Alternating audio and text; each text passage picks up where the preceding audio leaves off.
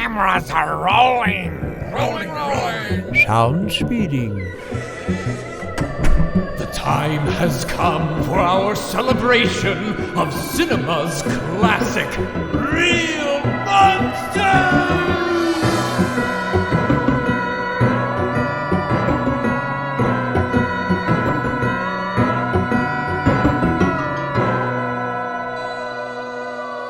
Hello, everyone. I bid you welcome to episode 3 of Real Monsters Podcast. I'm your host, AJ Danna, and I'm grateful you're tuning in. Thanks for joining me today. Some of you may have noticed that it's been a while since I last published an episode. I'm very grateful to say that I've been busy performing in a handful of projects that I'll be talking about real soon. But first, a couple of June announcements. Real Monsters Podcast is soon going to become a monthly release podcast. And due to the fact that there was no episode in May, I'm releasing 2 episodes in the month of June. And today's topic, the first of those 2 episodes, is one that is very near and dear to my heart. Of all the classic monster stories, I'd say Gaston Leroux's Phantom of the Opera is one of my personal favorites. In fact, I'm really grateful to say that I even worked on an upcoming feature film titled Phantom, which you'll be hearing about in the near future. Today's guest on Real Monsters Podcast has another Phantom of the Opera project to talk about.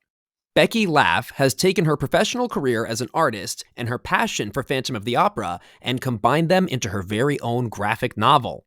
We'll be hearing all about it in just a second, but first, as you might know, I secretly invite each of my Real Monsters Podcast guests to start their interview with their best cheesy mad scientist laugh to keep the fun Halloween and horror vibe alive.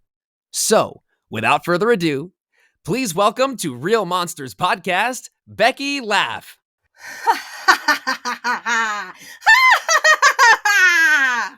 That was excellent. Well done. Very, very well done. And of course, I didn't expect anything otherwise because your last name is Laff. It is. I have been following your progress on a very special project that you have been working on for quite some time. Yes. I am a big fan of Phantom of the Opera, and I know you are as well. Mm-hmm. So you have set out to take your passion for the story and your artistic talents and combine them into one very cool project. Tell us about that. Well, it is a graphic novel adaptation of Gaston Leroux's novel, and I'm staying faithful to it. I've always loved the novel. I wanted a visual adaptation that told the whole story. And everything that you've posted so far through your Patreon and through the Kickstarter, it looks really beautiful. Oh, your thanks. visual knack for capturing a story that is very auditory in the sense that it's about music and Yes. there's a lot of description for how the characters should sound. In my opinion, you've done a really good job capturing the beauty and the essence of that story through just your visuals. Well, thanks. That was actually like a huge challenge. I mean, obviously portraying music visually is always going to be a challenge, but I watched Fantasia almost every day of my childhood, so I was really excited to take it on.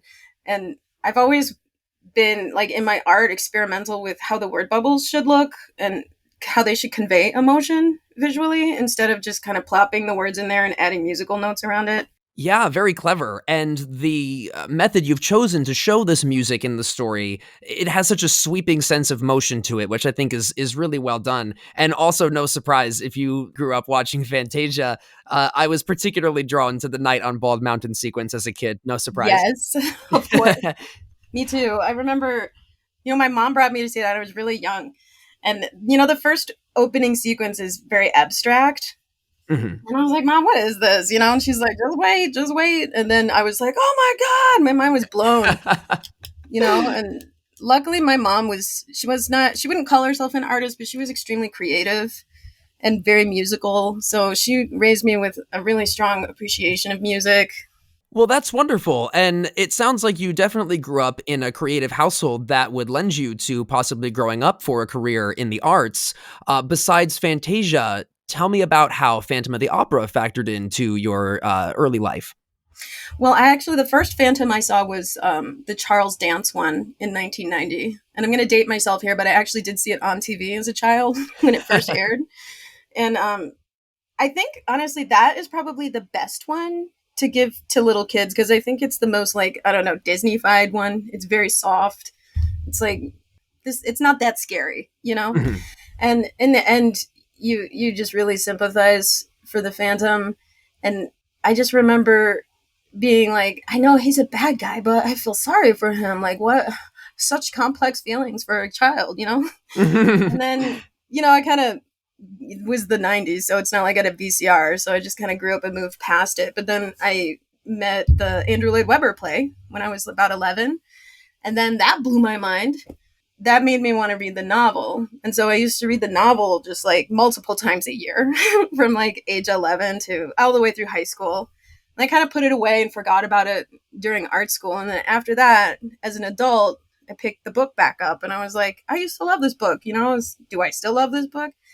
And I reread it and it was like the floodgates opened. And I was just like, I got to make this. I got to do it. I don't know why it never occurred to me that I should make this book, but I just realized that I had to. I don't know how else to put it. No, that makes perfect sense. And I think it's a really beautiful concept that it's a story that's been around in your life and has inspired you in various phases, various adaptations over the years.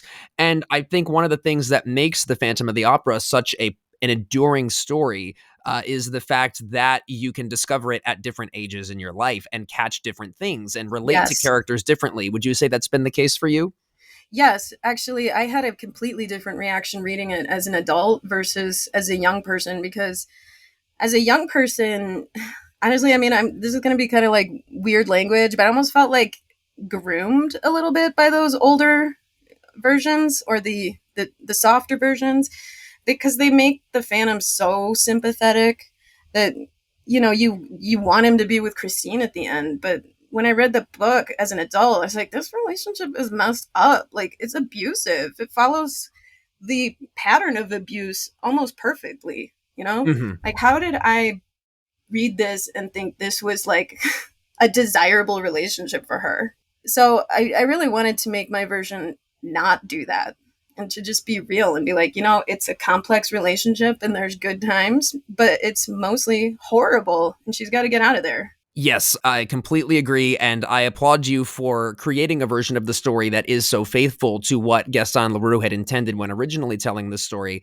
And I agree with you that there have been a lot of changes in some of these adaptations that have sort of shifted that dynamic, and it does seem rare to be given a version of the story that has the perspective that you've brought as someone who has experienced multiple interpretations of the story and over the course of your life, essentially, you can take all of those learned experiences and put it into this book. And to me, that's a very special thing.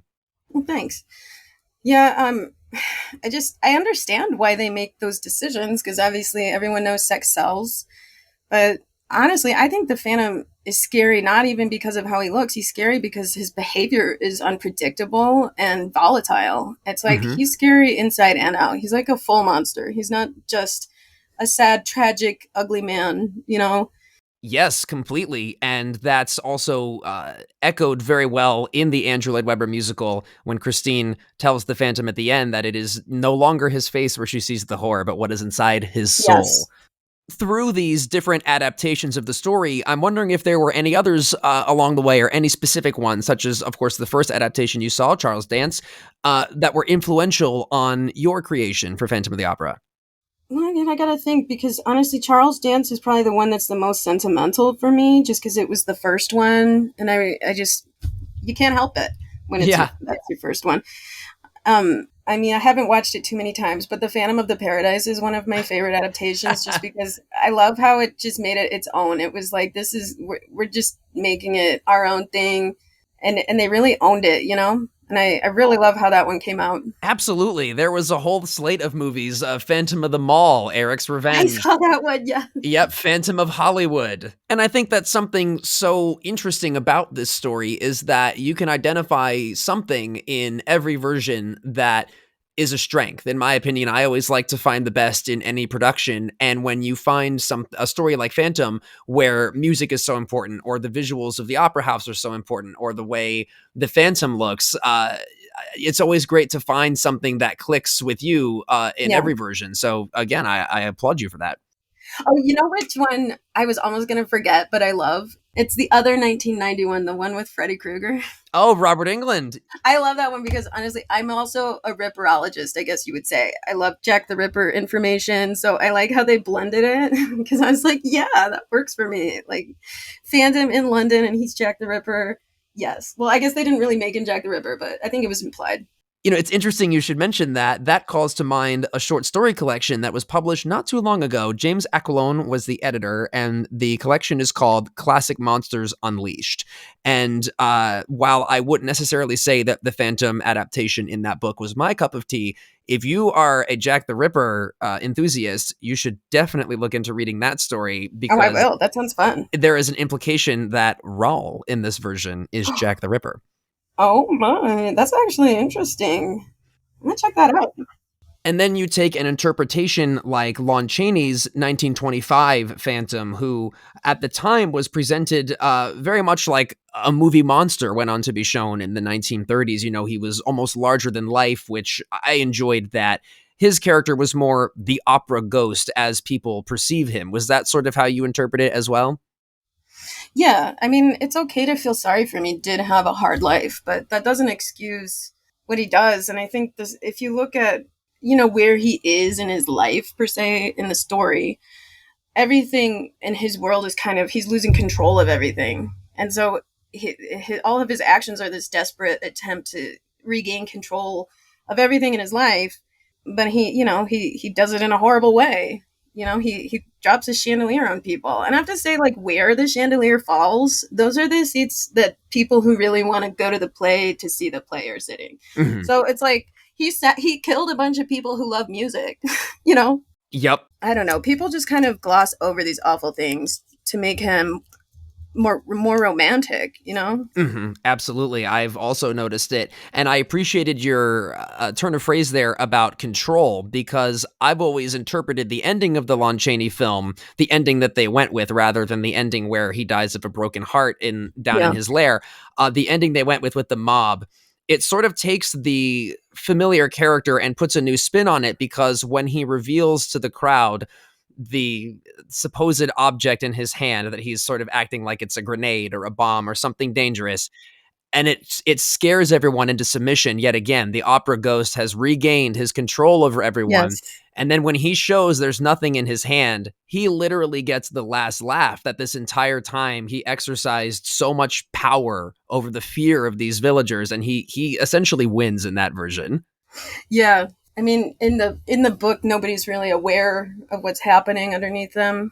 Mm-hmm. And that's what I'm going to be doing too. But obviously the Lon Chaney one follows the book closest out of all of the films, which is kind of sad because it's like the first one. You'd think that someone would have done this by now. Yes, and the production was so tumultuous when you consider the amount of things that were cut, that there was a lot of sequences that were even closer to the novel in 1925, and then in the various cuts of that happened between 25 and 29. And I think because it was so early, they understood the grand scope of the story. Yes. And showing these beautiful sets constructed on the Universal backlot, I actually thought of the grandeur of Chaney's version when looking at your artwork, because you've captured the story without limitations of a stage or without limitations of a movie screen even. And I think that's the beauty of comics.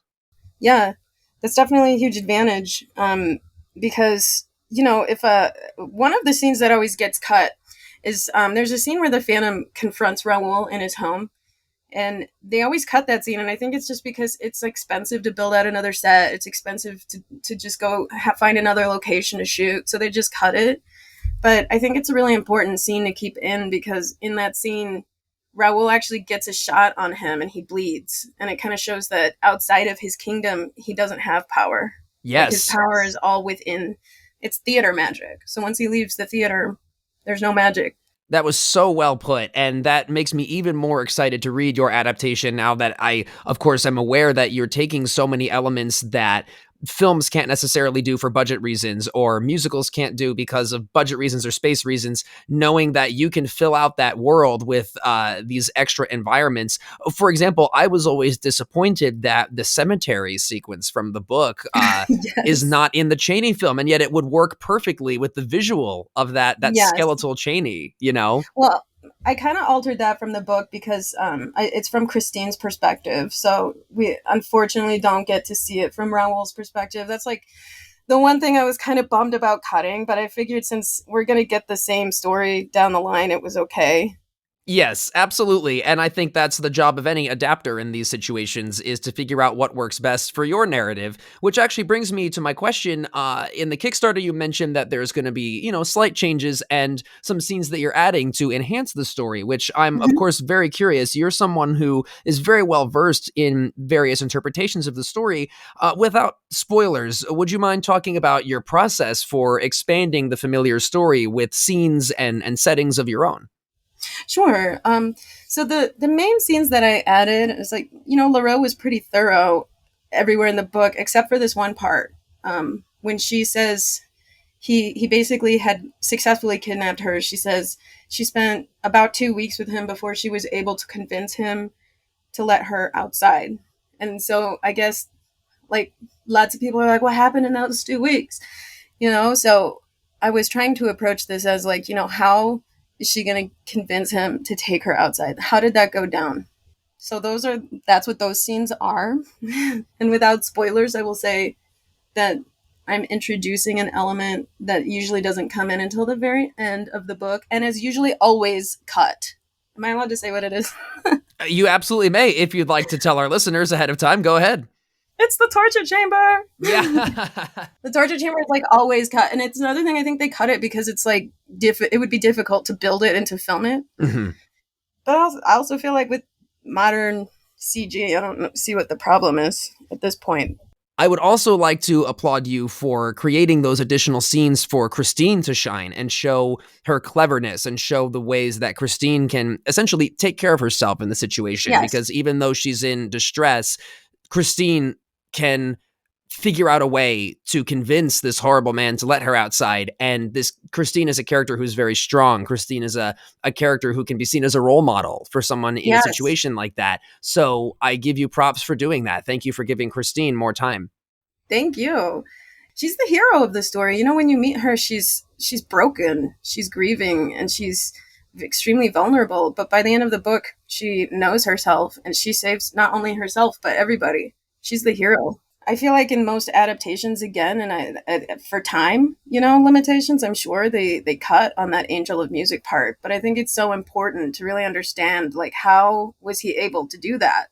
Like, she's, maybe not the most highly educated young woman, but she's not a moron. She knows that this is a myth, so how did he get her to be open to this, Absolutely. I think any of us in her shoes would have that blend of confusion, but we want to believe it.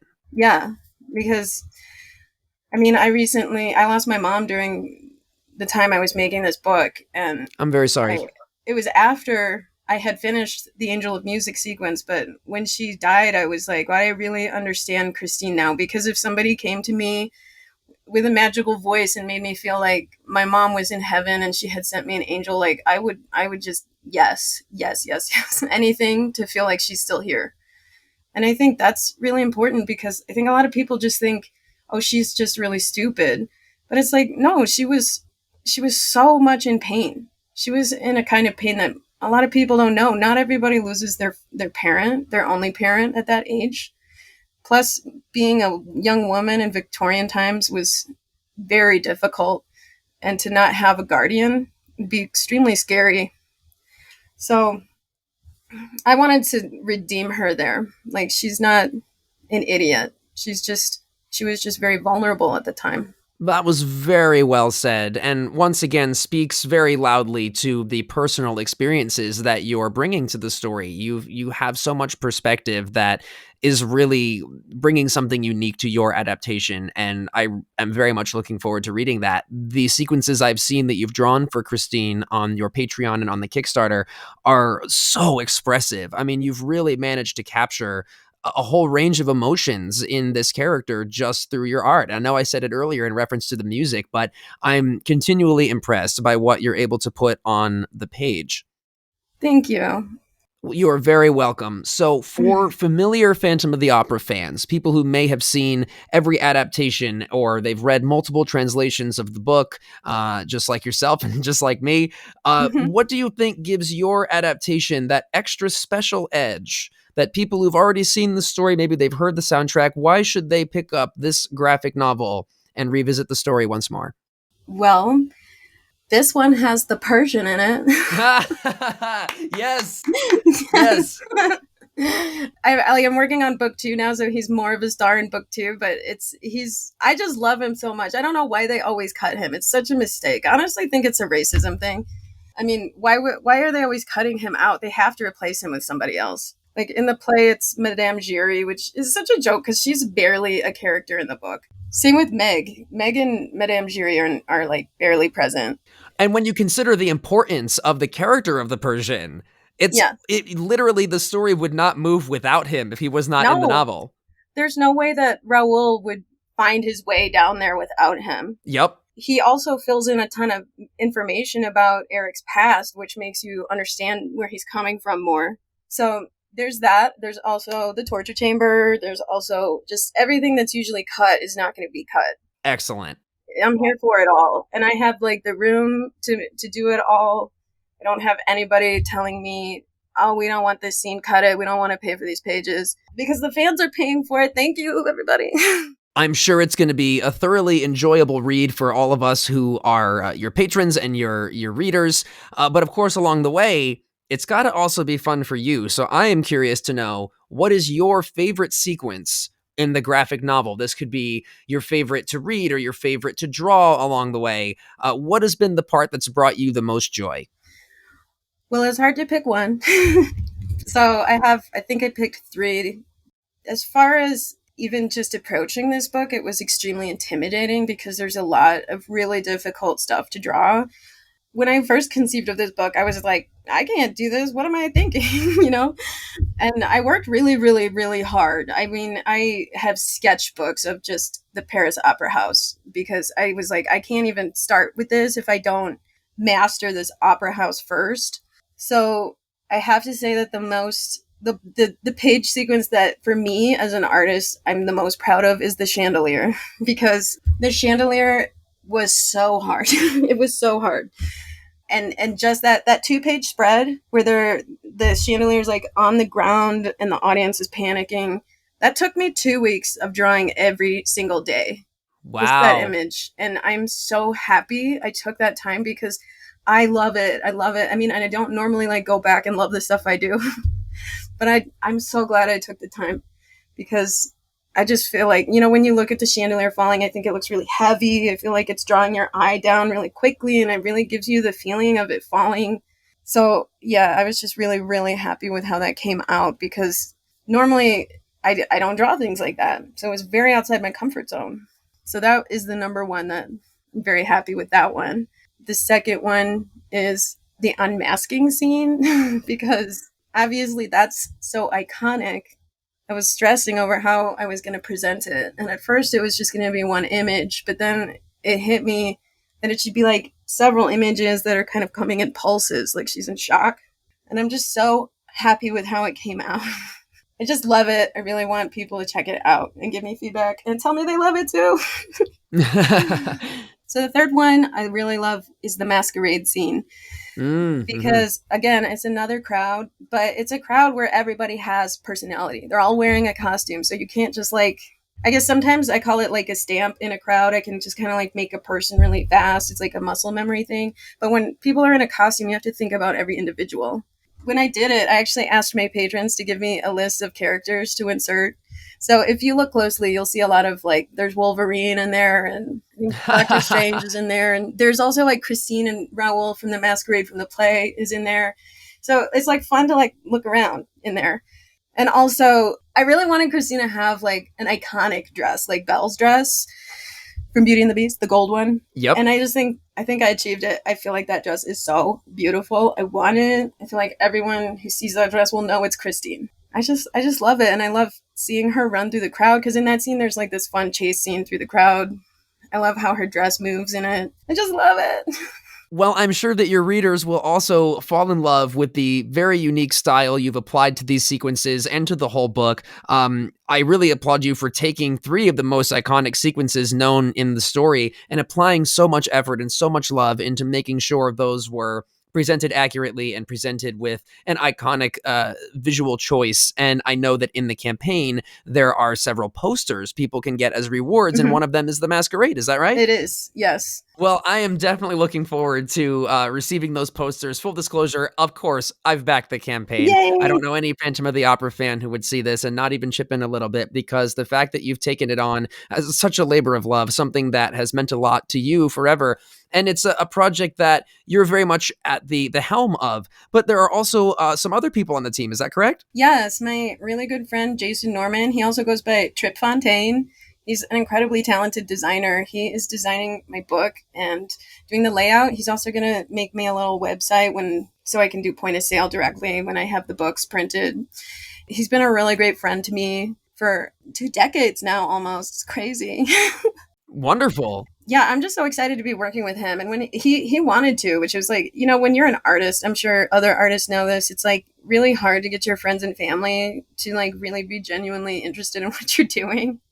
And it seems like it shouldn't be that way, but it really is. It's just like a part of life. So the fact that he came to me and was like, I love what you're doing and I want to be a part of it, like that meant so much to me. So I'm really excited to be working with him. Every Halloween he does like this horror fest where he watches a different horror movie and then he does like a super detailed, thorough review of it and also a piece of art because it's linked to Inktober. So everybody who loves horror should check it out. Where can we find more of his work? He's on Instagram right now. His name is The Paper Prophet, and that's prophet like Prophet. Perfect.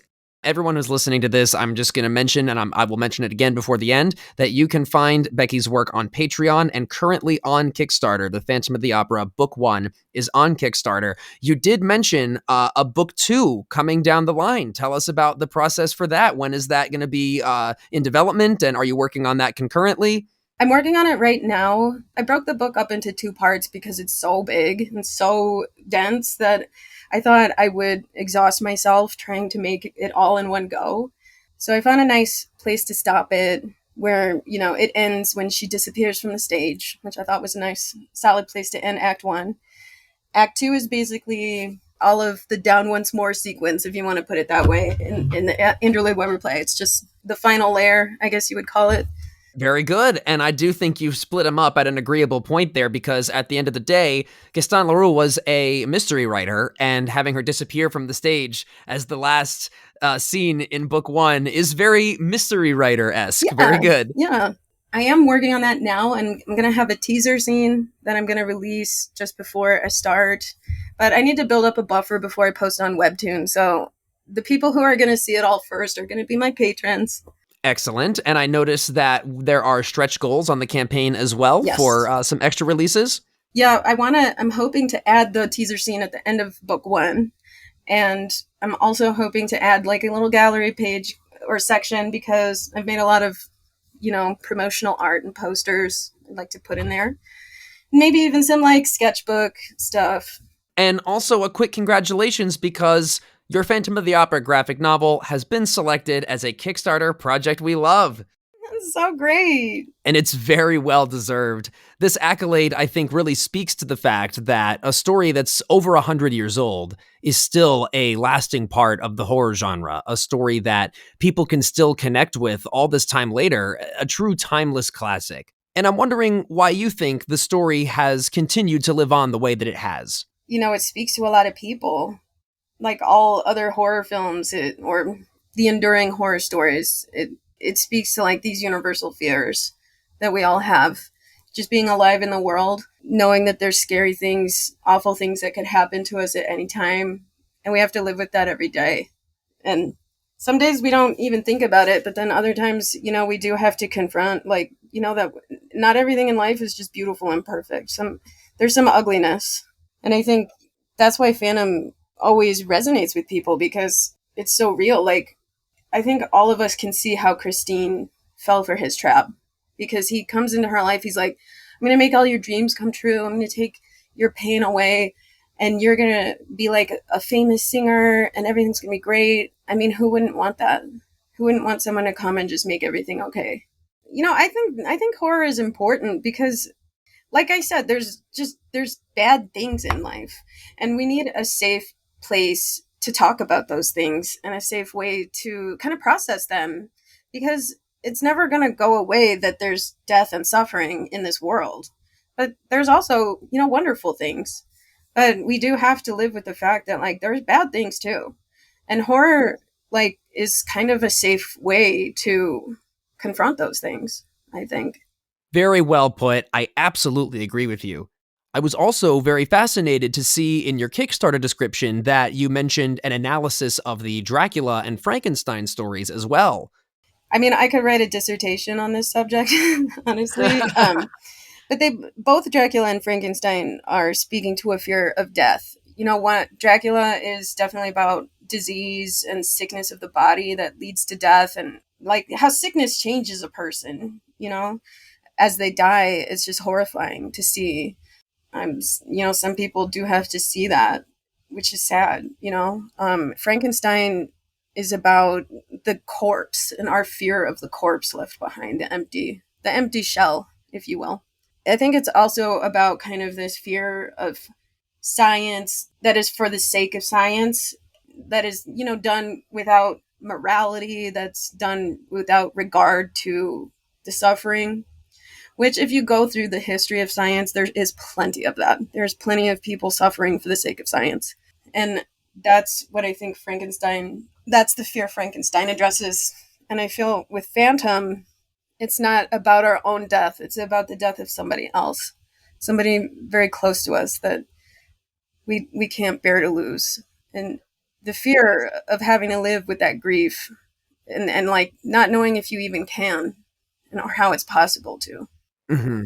Like when you think about your favorite parent dying, I know not everybody has a fantastic relationship with their parents, but I know when I used to think about my mom dying, it was like the scariest thing in the world to me.